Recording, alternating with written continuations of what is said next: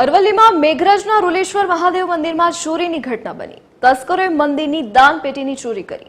ચોરાયેલી દાનપેટી તળાવમાંથી મળી આવી। ચોરોએ કરેલી ચોરીનો પ્રયાસ નિષ્ફળ રહ્યો। દાનપેટી સહી સલામત રીતે તળાવમાંથી મળી આવી। મંદિરના પૂજારીએ પોલીસને જાણ કરી વધુ તપાસ હાથ ધરી। સંવાદદાતા સમીર બલોચ ફોનલાઈન પર જોડાઈ ગયા છે। જે સમીર, મંદિરમાંથી દાનપેટીની ચોરીની ઘટના બની, શું વિગત?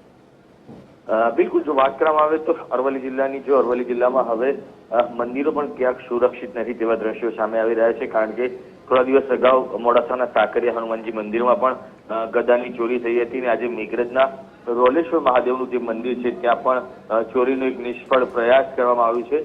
કારણ કે ચોરો દ્વારા જે મંદિરની દાનપેટી હતી તે દાનપેટી ચોરી અને બાજુનું જે તળાવ છે તે તળાવમાં લઈ જવામાં આવી હતી અને જ્યાં દાનપેટી છે ત્યાંથી મળી આવી જે છે તે હાલતમાં એટલે કહી શકાય કે ચોરીનો નિષ્ફળ પ્રયત્ન કરવામાં આવ્યો છે।